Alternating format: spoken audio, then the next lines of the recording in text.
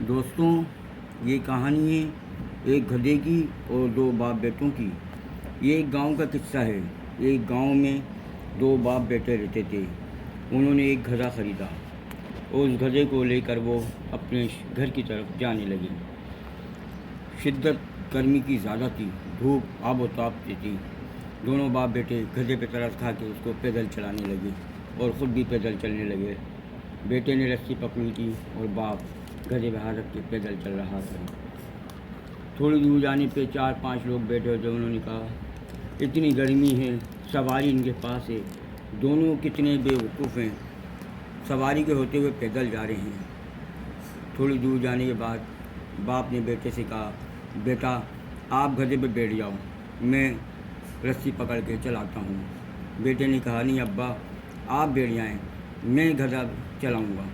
باپ نے بولا اچھا بیٹا۔ باپ گدھے پہ بیٹھ گیا اور بیٹے نے رسی تھام دی۔ چلتے چلتے تھوڑی دور راستے میں کچھ لوگوں کا ہجوم نظر آیا۔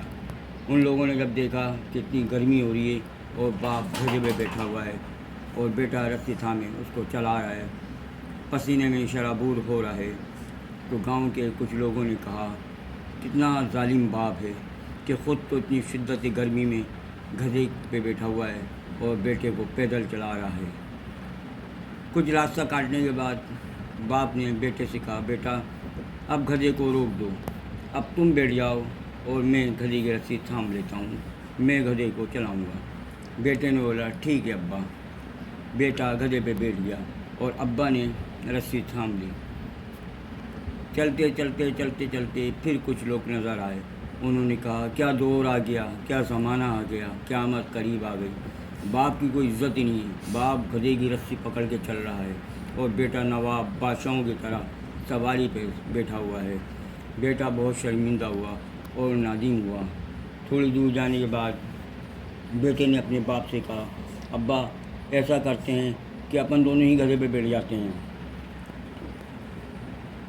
دونوں گدھے پہ بیٹھ گئے اور پھر اپنے گاؤں کی طرف چلنے لگے۔ چلتے چلتے چلتے چلتے پھر کچھ لوگ نظر آئے اور ان لوگوں نے کہا یہ دیکھو کیا دور ہے، کیا زمانہ ہے، کتنے ظالم لوگ ہیں، گدھے پہ بے زبان پہ کتنا ظلم کر رہے ہیں۔ اتنی گرمی میں دونوں باپ بیٹے اتنے وزیں ہو کر اس پہ بیٹھے ہوئے ہیں، اس کی تو گدھے کی تو ریڑھی لگ گئی، جان ہی نکل گئی۔ دونوں باپ بیٹوں نے بولا یہ تو بات صحیح کہہ رہے ہیں۔